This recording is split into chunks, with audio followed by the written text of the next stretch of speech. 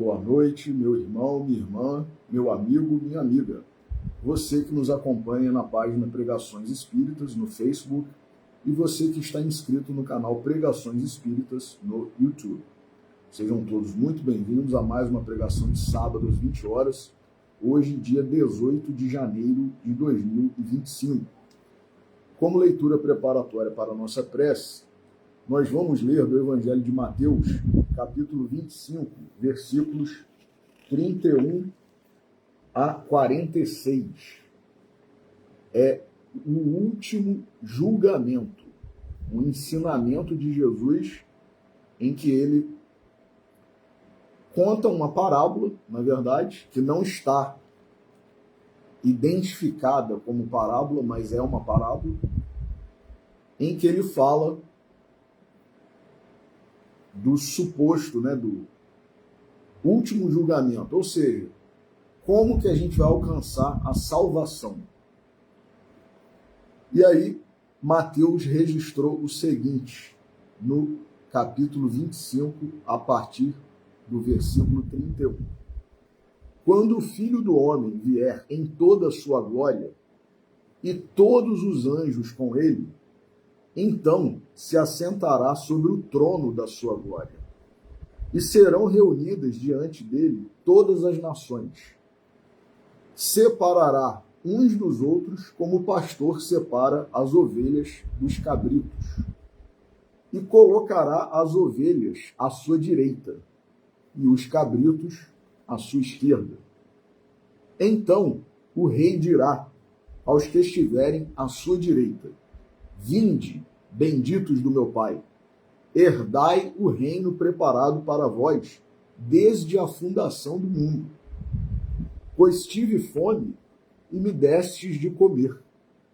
Tive sede e me destes de beber. Era estrangeiro e me acolhestes. Estava nu e me vestistes. Estive enfermo e me visitastes. Estava na prisão e viestes a mim. Então os justos lhe responderão dizendo: Senhor, quando te vimos com fome e te demos de comer, ou com sede e te demos de beber? Quando te vimos estrangeiro e te acolhemos, ou nu e te vestimos? Quando te vimos enfermo ou na prisão e viemos a ti? Em resposta, o rei lhes dirá: Amém vos digo que na medida em que fizestes a um destes meus irmãos mais pequeninos, a mim o fizestes. Então dirá aos que estiverem à sua esquerda: Afastai-vos de mim, amaldiçoados, para o fogo do inferno, preparado para o diabo e os seus anjos. Pois tive fome e não me destes de comer. Tive sede e não me destes de beber. Era estrangeiro e não me acolhestes. Estava nu e não me vestistes. Enfermo e na prisão e não me visitastes. Então eles também responderão dizendo: Senhor, quando te vimos com fome ou com sede, estrangeiro ou nu, enfermo ou na prisão, e não te servimos? Então lhes responderá, dizendo: Amém vos digo que, na medida em que não fizestes a um destes mais pequeninos, a mim não fizestes. E estes irão para o castigo eterno, os justos para a vida eterna. Vamos fazer a nossa oração inicial. Senhor Jesus, nosso Mestre, Deus, nosso Pai, amigos e benfeitores espirituais, espíritos familiares e simpáticos, nossos anjos guardiães. A todos vós pedimos a bênção, a intercessão, a inspiração, neste momento em que estamos reunidos em Teu nome, Senhor Jesus, para estudarmos mais uma lição que Tu nos trouxeste, dentro do Teu Evangelho, traduzindo para nós outros a lei de amor, a lei de justiça, a lei de caridade. E que nós estejamos receptivos sintonizados contigo, com os teus emissários, os teus trabalhadores. E por isto, por mais esta bênção, por mais esta oportunidade, antecipadamente gratos, pedimos permissão para iniciar a pregação de hoje. Que assim seja. Meus irmãos, é muito interessante essa passagem em que Jesus contou essa história, essa parábola, né? E essa parábola é a prova, porque a gente, quando entra para a doutrina espírita, não que as outras religiões cristãs não estejam corretas, não é isso. Emmanuel fala muito bem sobre isso. São aspectos da verdade. Mas nós não podemos nem excluir a nossa como a única verdadeira, a única correta, a única que salva, e nem os outros também, né? Nós estamos num nível que suscita essa variedade de interpretações. Mas queremos crer que Deus, sendo um Pai justo, amoroso, soberanamente justo, soberanamente bom, amoroso, misericordioso, ele não vai excluir da salvação um filho bom, correto, caridoso, porque não ostentou determinado rótulo religioso. E Jesus falou sobre isso em outras passagens, em outros momentos, né? Porque ele disse, por exemplo, os publicanos e as meretrizes entrarão no reino dos céus antes de vós. A quem Jesus estava falando isso? Com quem? Para quem?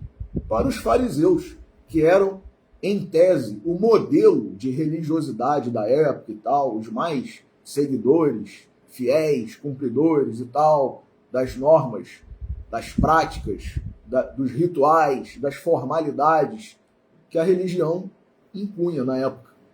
Então, como é que pode, né, uma prostituta, uma meretriz, uma mulher pecadora, na nossa concepção, né, um publicano, que era considerado um traidor pelo povo, né, porque era aquele que cobrava dos seus compatriotas, dos seus irmãos ali de sangue, o dinheiro, o imposto, para repassar para quem? Para o Império Romano. Simplesmente. Então, esse que era o traidor de todo o povo judeu, de toda a nação, aquela que era a pecadora, a mulher que, né, vendia o próprio corpo e tal, cheia de pecado, entraria no reino dos céus o publicano e ela antes de um religioso? O que isso significa? Significa que vale mais a gente não ter a aparência de religioso e ser, né, caridoso, justo, honesto, correto, do que ter uma aparência de santo, de bonzinho e tal, e ser, como Jesus também falou, lobo em pele de cordeiro. Nossa, fulano é um santo, olha só, né? Fala baixo, não vai a determinados lugares, não dá gargalhada, né? Não bebe bebida alcoólica, não faz isso, não faz aquilo, não sei o quê. E aí a gente começa a criar um monte de estereótipos. Não tem tatuagem, como se alguém que tivesse tatuagem fosse alguém do mal, e quem não tem é do bem. Que ignorância, né? Ele não usa determinadas roupas, ou ela, né? Olha como ela se veste adequadamente, né? De forma comportada e tal. Bom, isso tudo é julgamento nosso. E aí Jesus veio dizer que essa frase que nós, quando entramos para a doutrina espírita, passamos a conhecer, e que muitos contestam, porque não tem nenhuma prova disso. Então hoje nós vamos trazer aqui a prova da verdade que está contida na frase: fora da caridade não há salvação. Que prova é essa? Prova que Jesus deu. Jesus deu explicitamente: falando sobre isso. Fora da caridade não há salvação. Não é fora da religião tal, não é fora da igreja, não é fora disso, não é fora daquilo. É fora da caridade. Se nós não formos caridosos verdadeiramente, honestamente, sinceramente, olhando aquele irmão que está sofrendo e a gente sentindo compaixão, misericórdia, querendo, pelo menos por alguns instantes, amenizar, atenuar, abrandar o sofrimento desse irmão, dessa irmã, que seja com uma oração, quando a gente não pode fazer mais nada. Se a gente não fizer isso, né, o coração não falar mais alto, não adianta nada a gente estar, né, vestindo uma roupa tal, pertencendo à igreja tal, fazendo uma determinada ritualística ali, uma sequência de orações e tal, mas a gente está, às vezes, do lado da nossa instituição religiosa, tem uma pessoa ali pedindo ajuda e a gente finge que não vê. Né? É a parábola do rico e Lázaro. É a parábola do rico e Lázaro. Então, esse texto que nós lemos, que é uma história que Jesus contou falando, né, do julgamento final, como é que vai ser a salvação e tal? Ele fala, ó, quem vai estar à direita, né, do Pai, do Senhor, é aquele que, quando me viu com fome, me alimentou, quando me viu com sede, me dessedentou, né, me deu algo para beber. Quando eu estava enfermo, foi ao hospital ou à minha casa me visitar. Quando eu estava preso, foi me visitar na prisão. Quando eu estava nu, me vestiu com alguma roupa. Quando eu estava sem teto, onde morar, providenciou uma moradia.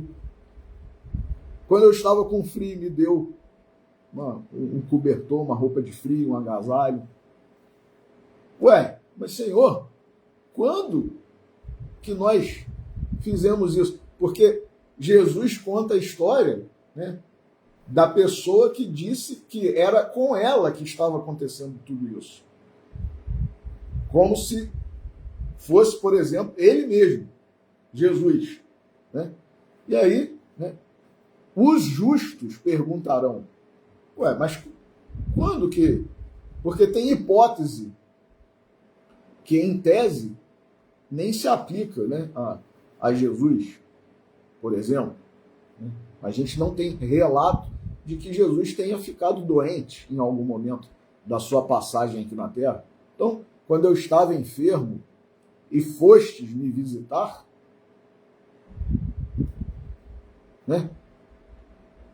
Quando eu estava com fome e me destes de comer, tem passagem de Jesus pedindo alguma coisa para comer? Tem passagem pedindo água, né? A mulher samaritana lá no poço de Jacó. Mas, então, a gente fica assim, e muitas pessoas vêm para o Espiritismo e ficam se questionando, né? Será que é isso mesmo? Né? Fora da caridade não há salvação. Qual a prova que a gente tem disso? Então, estou trazendo aqui a prova que Jesus já havia, na sua época, falado. Então não é nem a doutrina espírita, está na Bíblia, está no Novo Testamento. Quando, Senhor, que fizemos isso? Ué, toda vez que vocês fizerem a um dos meus irmãos mais pequenino, a qualquer pessoa, um desconhecido na rua, um mendigo, né, uma pessoa que está passando ali na nossa frente. Ué, mas é a mim que vocês estão fazendo. E da mesma forma, quando eu estive em todas essas situações e vocês não fizeram, né, o socorro, a caridade, né, não atenderam a necessidade que eu tinha, vocês vão para o lado esquerdo, o lado do meu pai, né, do Senhor, do Rei, e eles também perguntarão, né? Ué, mas quando que a gente deixou de te atender e tal? Quando também deixaram de atender a qualquer um desses aí mais pequeninos, né? Que passam por nós todos os dias, nas nossas vidas. Então, e aí, né, ele ainda termina a história dizendo: uns terão, né, a vida eterna, entrarão no reino dos céus, preparado para vós desde a formação do mundo. Olha só, hein? Olha só. E os outros vão para o fogo do inferno, preparado para o diabo e seus anjos. Seus anjos, Rafael? Existe uma escala hierárquica, tanto, digamos, no céu, né? Os anjos, as potestades, né? Arcanjo, serafim, enfim, anjo, arcanjo, serafim, querubim. E no inferno também, né, representando o mal, também tem lá né, tem o chefão lá e tem os outros que vão, né, em escala também hierárquica, que são os anjos do mal, digamos assim, né, que Jesus usou essa nomenclatura. Né? Então,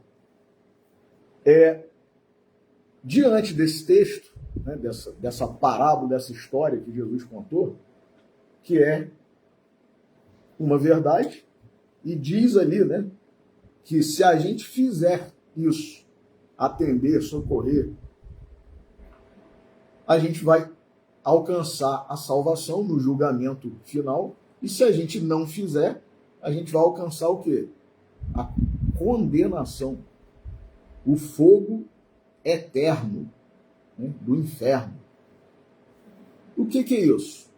Se a gente for caridoso ou não, se a gente for indiferente, se a gente for egoísta, se a gente for orgulhoso. Vou fazer isso com fulano. Por isso que Jesus foi tão criticado pelos que, né, estavam convivendo com ele ali, né, porque ele não tinha preconceito nenhum. Ele andava com gente que o pessoal falava assim: gente, que é isso?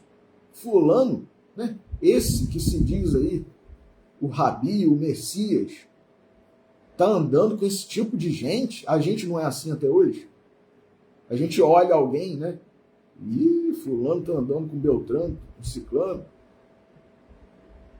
Acho que não é tão santo assim, então, hein? Olha o julgamento, né? Olha o julgamento. Jesus não se preocupou com isso. É ali que está precisando? É ali que eu vou. Aquela história, né, que Humberto de Campos conta, né? O anjo, o santo e o pecador. Ele procurou alguém aqui na Terra encarnado. O anjo procurou para socorrer, levar um esclarecimento, impedir um suicídio, tirar alguém lá de uma morte iminente, enfim, alguém com fome. Então, aí o santo, não, eu não posso, que eu vou entrar naquele lugar, eu vou falar com alguém que está nessa condição de pecado, né? E isso e aquilo, eu sou santo, eu sou puro, eu sou não sei o quê, eu não posso ir lá, eu não posso estar com fulano, eu não posso... E o outro que era já conhecido mesmo, né, como pecador, não, eu vou, não tem problema não. Eu estou sujo, não tem problema eu ir numa circunstância, num lugar sujo e, né, falar com uma pessoa, em tese, né, suja, ou espiritualmente falando, né, do jeito que a gente julga, né, aparentemente, né, não tão limpinha espiritualmente como a gente acha que tem que ser, né? Então o pecador se dispôs aí a todos os lugares, falar com todas as pessoas, socorrer e tal. Aí no final da história lá que o Humberto de Campos conta, todo mundo, né, desencarnou e tal. Aí o santo, num dado dia lá no plano espiritual, vê uma pessoa se aproximando dele, mas numa luz resplandecente.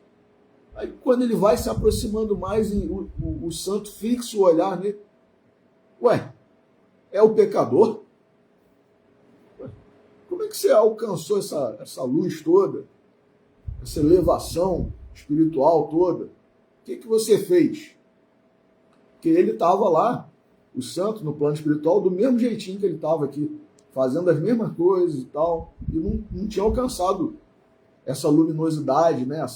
essa elevação. Estava mais ou menos na mesma circunstância, querendo alcançar, né, a elevação, a salvação, a luz.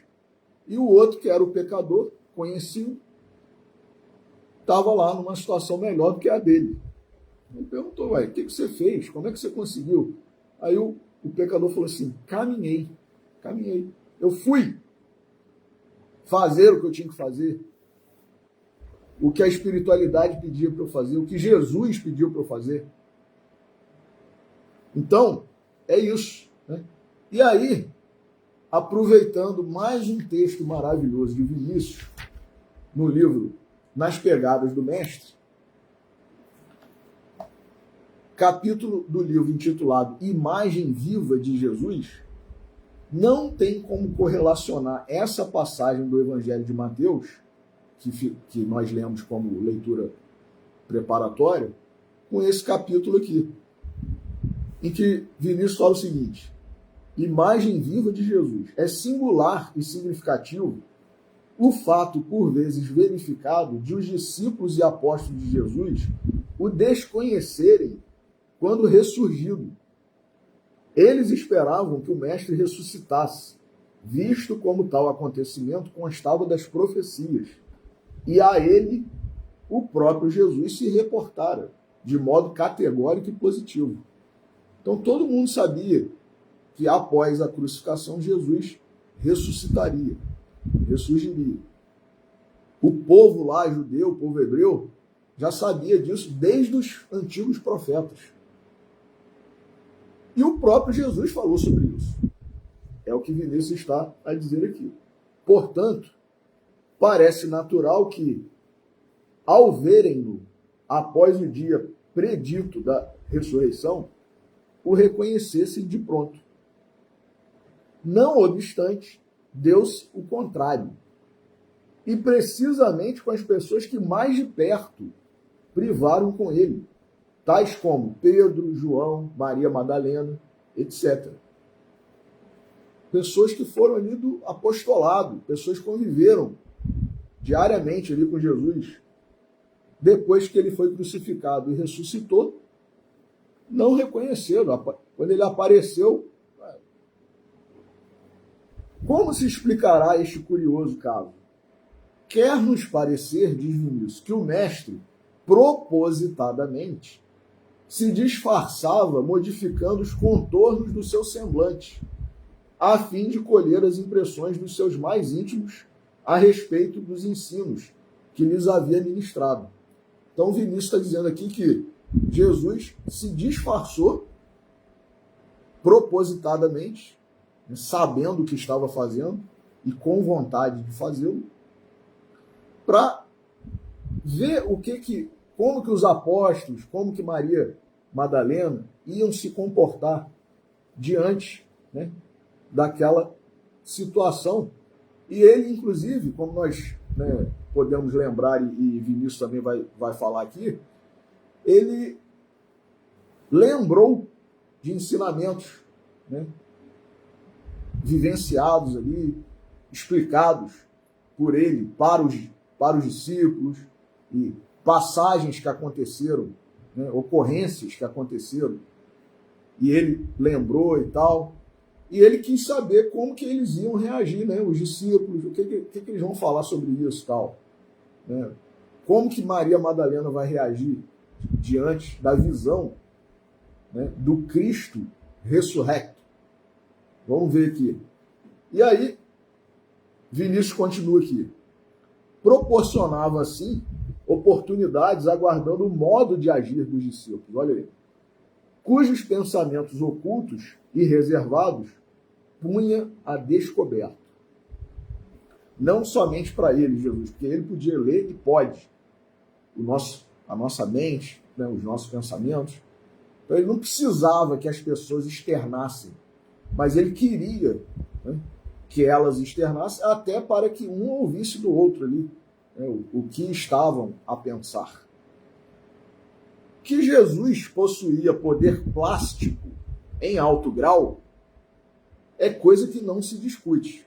Vejamos agora a parte, né, científica da doutrina espírita, explicando aqui, através das palavras de Vinícius, esse fenômeno, digamos assim, né, que aconteceu não somente nesse momento, né, nos 40 dias aí que Jesus ficou aqui entre nós como ressuscitado, né, ressurrecto, após a crucificação. Mas em outras passagens também que até hoje se discute se aconteceu, se não aconteceu, se foi uma metáfora, se não foi, e, né, a ciência não explica e tal. Tá, não explica ainda. Tem um monte de coisa que até mesmo com a doutrina espírita, a ciência ainda não explica.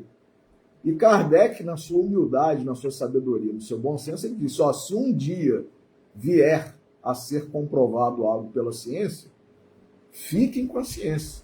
Então, hoje, a gente tem como provar determinadas coisas, mesmo com a doutrina espírita? Ainda não. E aí a gente fica especulando, fica trabalhando o que foi permitido ser trazido e revelado a nós outros pela doutrina espírita, né? Sabe-se lá por quê, né? Porque a gente talvez não tendo ainda capacidade, condição de receber a verdade dessa forma mais completa, mais absoluta, a gente pode ter problema. Então, já é permitido um grau muito maior de revelação, de desvendar a verdade, né? Que é o que a doutrina nos traz desde os idos lá de 1800, né, e qualquer coisa. Mas talvez a gente não esteja ainda em condições de receber tudo, ou um pouco mais, né, dessa verdade. Então, não foi permitido ainda. Não tem explicação ainda. Mas, nessa parte especificamente, eu, particularmente, Rafael, eu valorizo muito a fé dos nossos irmãos católicos e protestantes que aceitam determinadas coisas, que a gente chama de milagres, como reais, acontecidos, e não simbolicamente, metaforicamente, nada disso. Que a gente, né, com a nossa fé raciocinada, começa a questionar, não explica e tal, não tem explicação, então não acontece. Aí a gente está dando um sinal de que a gente já foi lá do grupo dos céticos, né, dos descrentes, dos materialistas.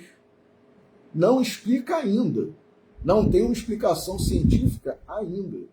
A ciência de hoje ainda não consegue comprovar determinadas coisas. Mas isso significa que não aconteceu? Foi uma metáfora? Foi um simbolismo? Quero crer que não. E Vinícius, nesse pequeno parágrafo aqui, está nos dando uma palhinha. Ele está abrindo de uma forma bem, digamos, contida a torneirinha aqui das revelações, porque, como disse Jesus, quem tiver ouvidos de ouvir, ouça. Quem tiver olhos de ver, veja. Então, olha aqui, Jesus possuía poder plástico em alto grau, e isso é coisa que não se discute. Conhecendo a matéria em sua estrutura íntima, a matéria mesmo da nossa condição aqui de encarnado, e bem assim, as leis que presidem a organização das formas sob esta ou aquela modalidade, jogava com os elementos ao sabor da sua poderosa vontade. Opa, calma aí, Rafael. Lê de novo. Então tá, vou ler. Conhecendo a matéria em sua estrutura íntima, e bem assim, as leis que presidem a organização das formas sob esta ou aquela modalidade, jogava com os elementos ao sabor da sua poderosa vontade. Ah, Jesus não fez isso, porque senão ele estaria revogando uma lei. Que lei? Qual lei? A lei que a ciência até hoje explica? Mas e daqui a pouco, quando essa lei for complementada, melhor explicada com o avanço da ciência? Ué, várias leis que a gente acha que são inderrogáveis, e aí, não, Jesus não derrogaria uma lei, né? Não anularia, não cancelaria uma lei. Bom, várias leis que a gente conhece como sendo impossíveis de ser anuladas, derrogadas, postas de lado, Jesus conseguiu fazer isso. Quer ver um exemplo muito fácil? Primeiro, né? Andou sobre as águas. Uai, e a lei da gravidade? E não foi nem só ele, Pedro também, que ele chamou Pedro. E Pedro andou sobre as águas. Só que aí na hora que ele teve medo, que bateu um vento forte, as ondas se agitaram e tal, ele, opa, calma aí. Será que eu consigo continuar andando sobre as águas com esse vento aqui, com essas ondas fortes? Ele duvidou, teve medo. Aí, afundou. Então, e a lei da gravidade? Transformou a água em vinho. Não, mas isso foi simbólico. Tem gente que fala cada coisa que você fala assim, gente, não é possível que essa pessoa seja cristã em primeiro lugar e ainda por cima espírita, conhecendo toda a questão aí fluídica e tudo mais. E ainda por cima, está na Bíblia. O maître, o sujeito encarregado lá de organizar tudo que estava sendo servido e tal, ou seja, um cara, é igual quando a gente chama algum buffet, né, quando a gente vai dar uma festa e tal, e aí o sujeito lá que é o chefe ali, né, do buffet, né, ou a pessoa que dirige o buffet e tal, ela fala assim, ó, esse vinho aqui não é muito bom, ou então, esse é melhor para acompanhar a entrada, né, os canapés ali, os salgadinhos, e os belisquetes e tal, beleza. E esse aqui? Ah, não, esse já é para acompanhar o jantar. Aí, o prato de entrada, o prato principal. Tem vinho até para acompanhar a sobremesa. Então, a pessoa que sabe, que conhece, ela vai dizer, ó, esse vinho aqui é bom e tal. Ah, mas eu não tenho dinheiro para esse. Então, compra esse aqui que é mais barato, mas também é bom, vai atender bem e tal. O maître daquela festa lá de casamento, as famosas bodas de Caná, ele conhecia. E aí, quando Jesus vai e transforma a água em vinho, depois que o vinho, a primeira leva de vinho ali tinha acabado, falou assim, olha, esse vinho aqui é melhor do que o que estava sendo servido. E o costume, na época, era exatamente servir o melhor vinho no início. Aí o pessoal estava zerado, né? Opa, vamos ver aqui se esse vinho é bom mesmo e tal, não sei o quê. Depois que o pessoal já estava num certo grau, né? Aí, ó, agora, né? É igual quando a gente vai para uma festa aí que tem cerveja e tal, começa aquela cerveja top e tal, aí depois que o pessoal já bebeu, aí bota uma cerveja mais.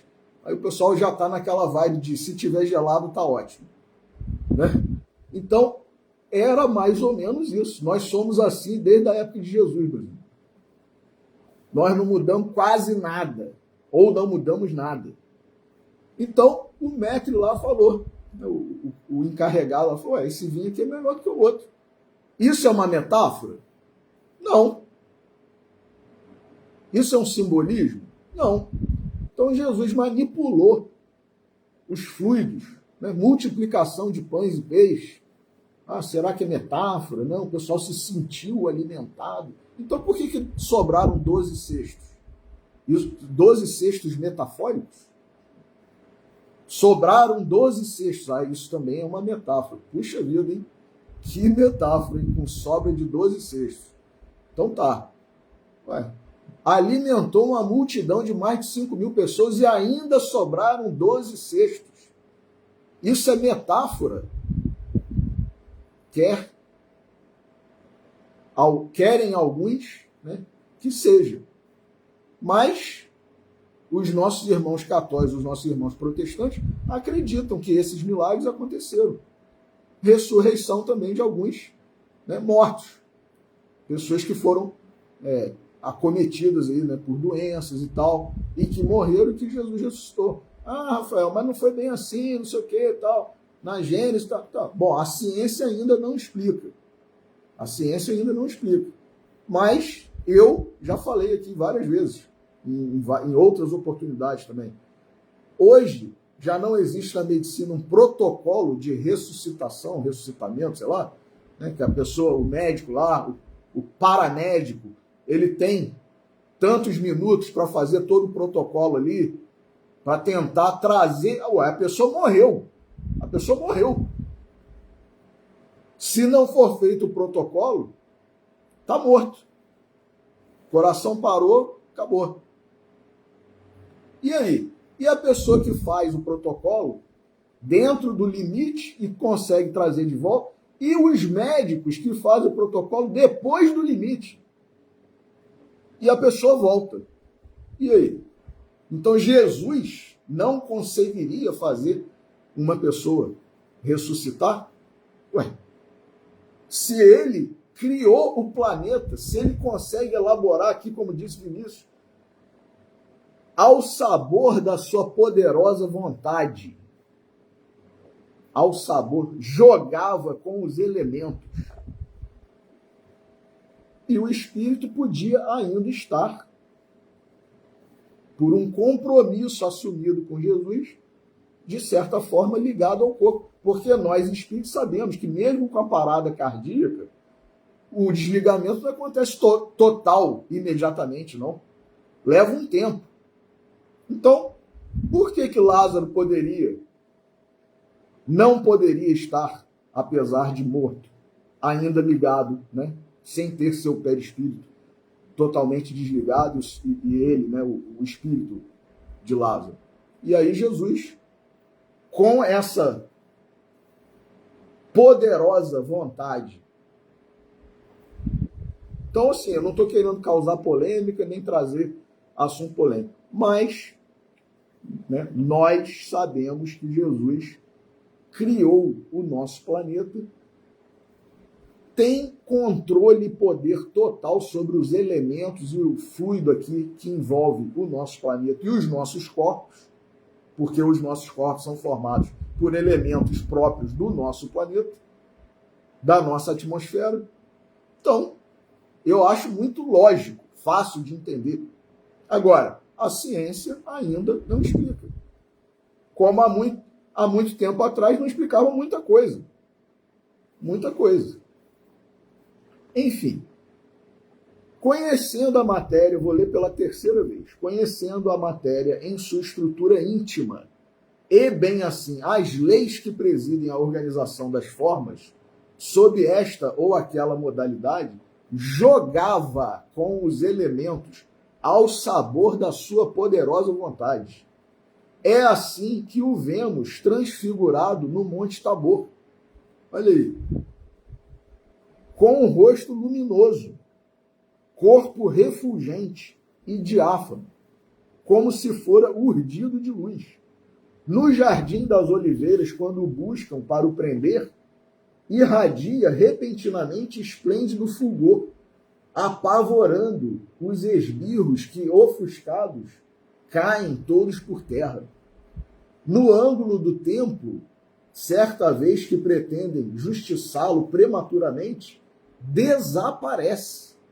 Ué, isso foi um simbolismo, foi uma metáfora? Jesus estava dentro do templo falando, e alguns que estavam ali, principalmente desse grupo aí dos fariseus, acharam que ele estava blasfemando, né? Falando absurdos, que isso era passível de morte e tal. E aí quiseram pegá-lo e matá-lo naquele momento. Jesus desapareceu. Isso foi simbólico, foi metafórico? Não foi.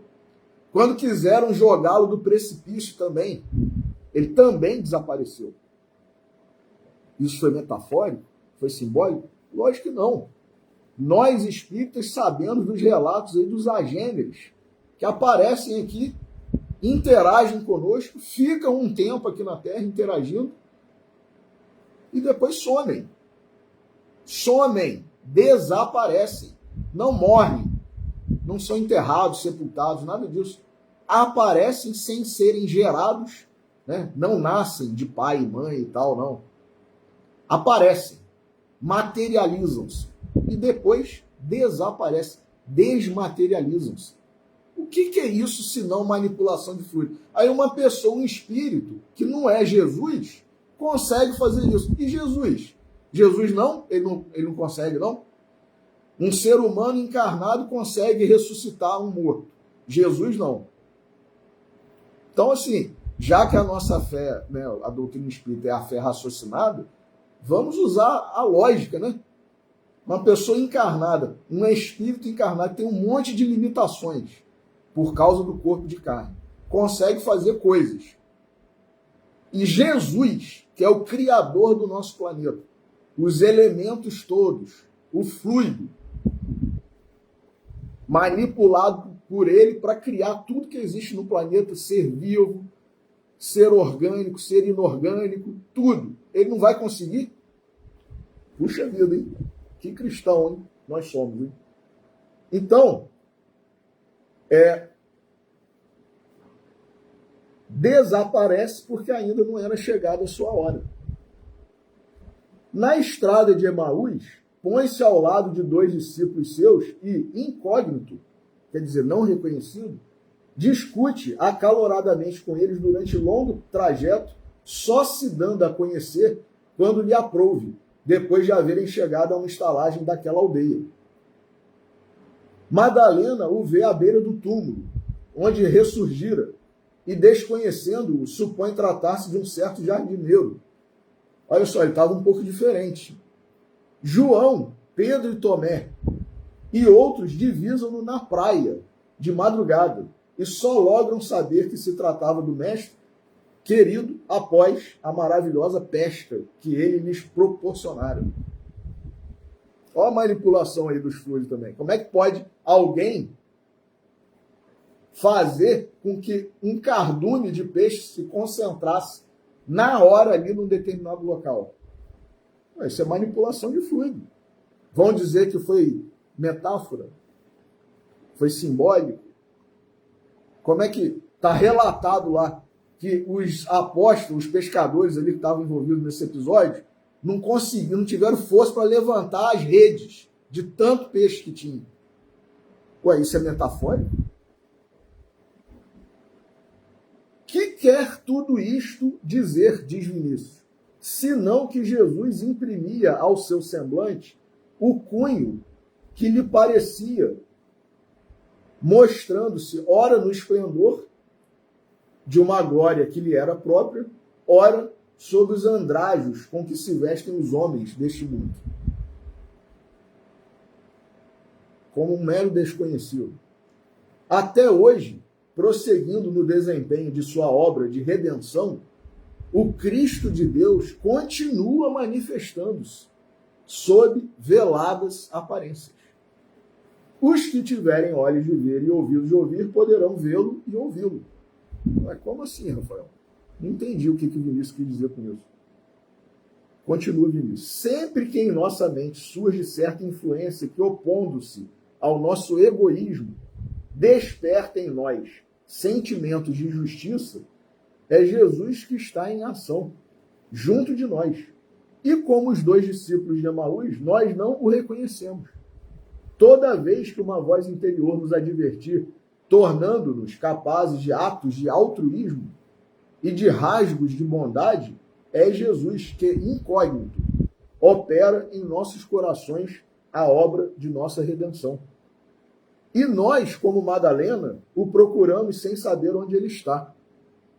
Quando, após lutas e porfias improfícuas, resolvemos depois, inopinadamente, certos casos e problemas já considerados insolúveis, é Jesus que correu ao nosso apelo, como outrora fez aos apóstolos pescadores, que em vão lançavam suas redes ao mar. Olha aí.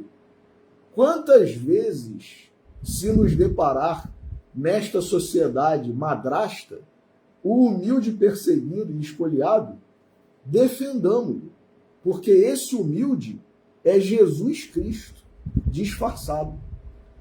Quando virmos o órfão abandonado, sem pão, sem família, sem lar, roto e faminto, amparemo-lo, sem perda de tempo. Esse órfão é Jesus Cristo, que assim, veladamente, nos procura. Quando ao nosso lado se apresentar a velhice, trôpega e desalentada, sem arrimo nem esperança, cumpre acolhê-la, cercando-a de devidos cuidados, pois é o mesmo Jesus Cristo que, assim oculto, bate às nossas portas. Finalmente, a viúva necessitada, o enfermo, o encarcerado, o indigente, o sofredor, seja este ou seja aquele, é invariavelmente a imagem viva de Jesus Cristo, a única imagem real que dele existe na terra, a única digna do culto e da reverência dos verdadeiros cristãos, pois é aquela que envolve, sob vários aspectos, o ideal de amor que Jesus personifica. Não é, pois, figura, olha aí, meus irmãos, Vinícius dizendo, não é, pois, perdão,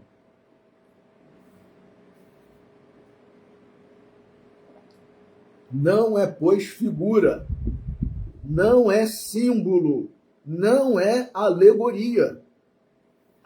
Jesus está em plena atividade junto de nós, já influindo internamente em nossas almas, já nos impressionando pelo exterior, através da imagem viva daqueles por quem morreu cravado no madeiro infamante. Então, olha o grau de poder que Jesus tem de manipular os fluidos e sim, verdadeiramente, realmente, concretamente aparecer para nós outros como se fosse um mendigo, um doente, né? Uma pessoa estranha, uma pessoa por quem nós passamos na rua. Por que não acreditar nisso? E aí volta ao texto que Jesus ensinou, né, aos que o estavam a ouvir. Quando fizerdes a um dos mais pequeninos, qualquer um, é a mim que o fizerdes. E quando não fizerdes, é a mim que não fazeis, né? Então, mas isso é... Bom, Vinícius acabou de dizer, não é símbolo, não é alegoria, é real, é verdade.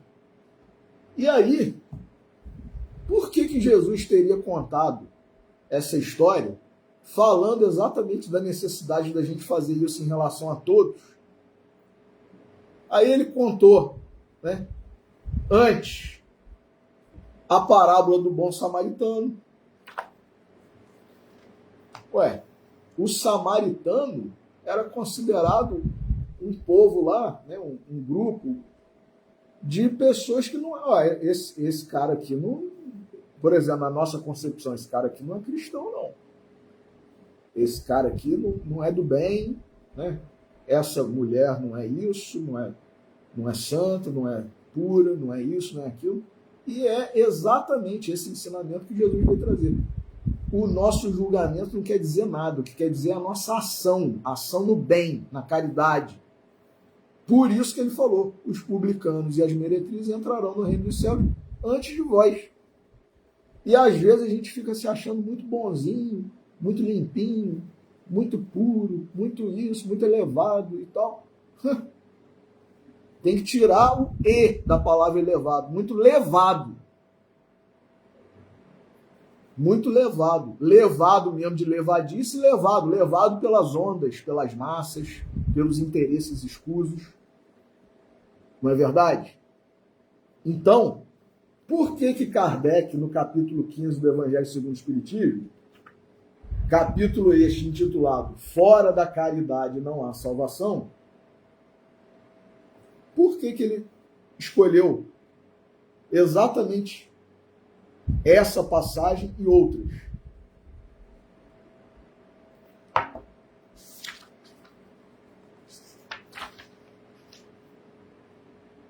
Começa com a parábola do bom samaritano. Itens 1, depois no item 2, né? Mestre, o que eu preciso para herdar a vida eterna?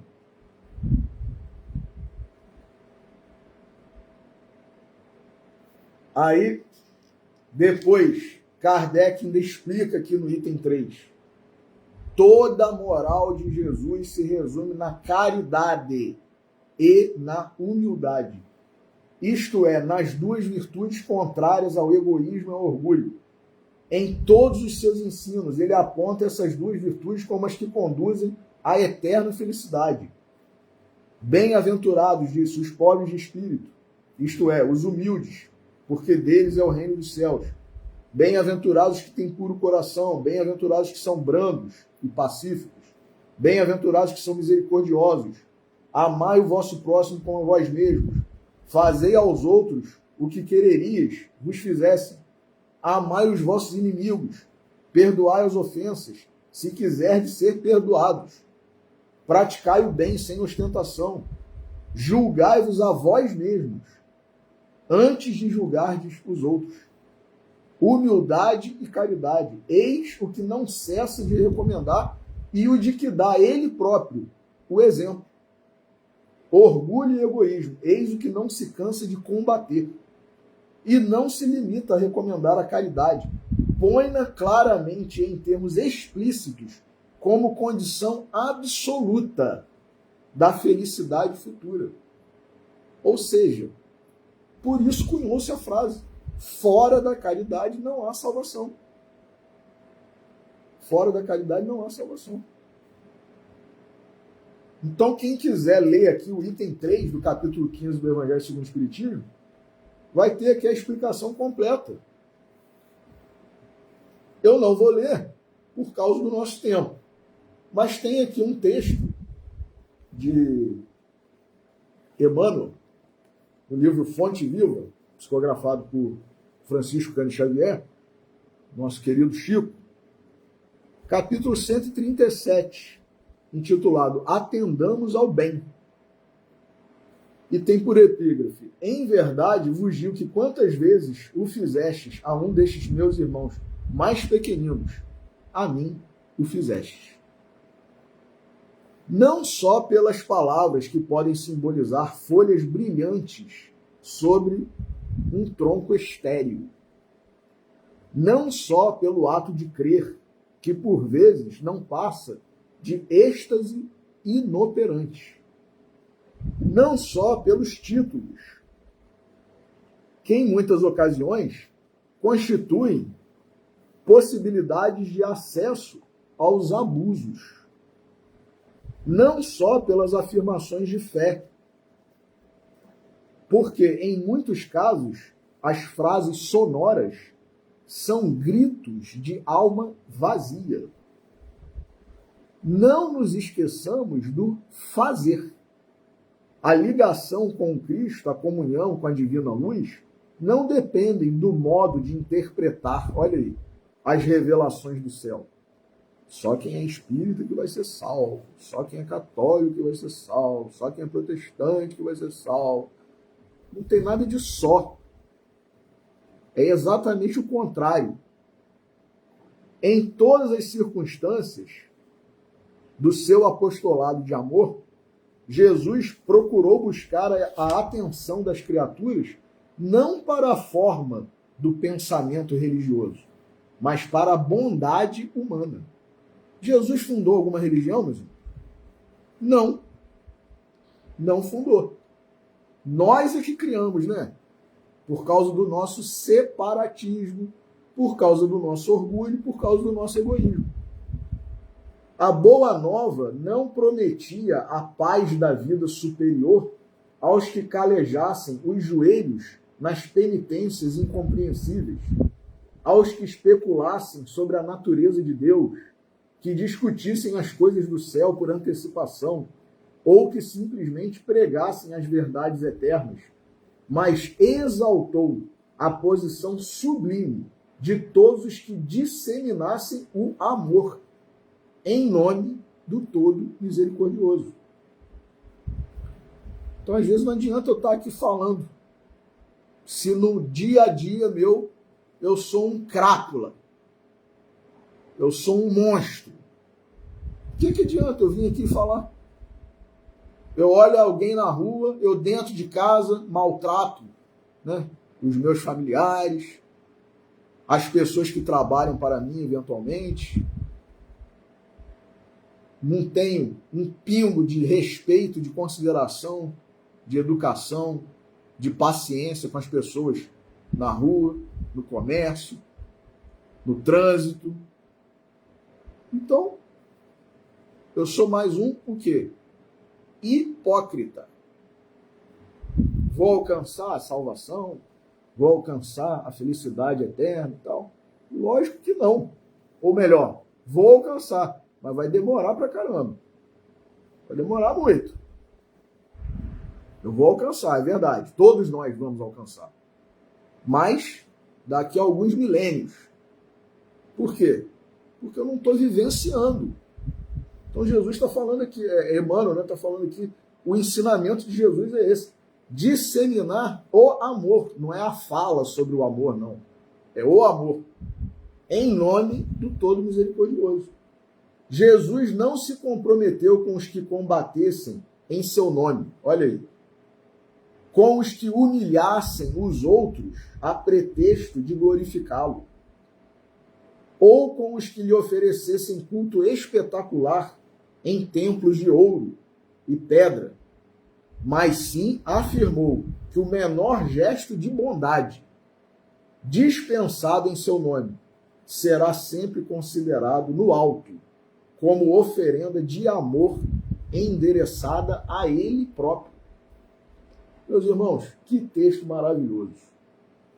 Então, já que a gente está começando um ano cheio de oportunidades, cheio de presenças, cheio de pessoas que aparecerão nas nossas vidas, ou algumas que já estão, que a gente possa ser esse concretizador aí, né, do amor, do bem, da caridade, e aí sim poder, né, esperar alcançar uma condição melhor, seja na espiritualidade, seja numa próxima encarnação.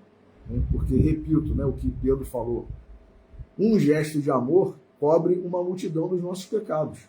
Agora, se a gente não faz gesto de amor nenhum, né, se a gente não pratica caridade, se a gente não exerce a paciência, né, a tolerância, a compreensão, a fraternidade, a solidariedade, como é que a gente vai ter o pecado da gente, os pecados da gente, cobertos, né, pelo gesto de amor? E não tem gesto de amor na balança. Então, que a gente possa, né, aproveitar aí esses dias do ano de 2025 da melhor forma possível, né? E que aí a gente possa não somente vivenciar, como também entender que, às vezes, a pessoa que aparece é uma materialização do próprio Cristo, sob aquela forma. Então, Rafael, quer dizer que Jesus pode tomar a forma que ele quiser e aparecer aqui? Sim, foi isso que Vinícius falou. E pode, de fato, porque ele manipula os fluidos, né? Então vamos abrir a mente e, em vez de ter preconceito, rejeição em relação àquele irmão, imaginemos que aquele irmão ou aquela irmã que está ali diante da gente é o próprio Cristo. Então a gente está sendo indiferente com Jesus, a gente está virando as costas para Jesus, a gente está deixando para depois, né? Então Jesus às vezes está estendendo a mão para a gente. E a gente está, né, igual na parábola também do festim das bodas, né? Ele está nos convidando para uma festa, para um banquete. E a gente está falando, eu tenho que cuidar das minhas coisas, tenho que cuidar da minha casa de campo, eu tenho que fazer isso, tenho que fazer aquilo. Aí a oportunidade passa, né? Depois, quando a gente desencarnar, que a gente tiver conhecimento, né, ciência, do que a gente desprezou, opa, é isso mesmo? Como diz um amigo meu, né? É isso mesmo? Foi isso que eu desprezei? Né? Então, que nós tenhamos aí, né, um ano bom, né, um ano de trabalho, um ano de caridade. Agradeço, né, a Deus, a Jesus, a espiritualidade. Pedimos permissão para encerrar a nossa reflexão de hoje e agradeço a você que nos acompanha aqui no Facebook e no YouTube. Uma boa noite, fiquemos todos com Deus.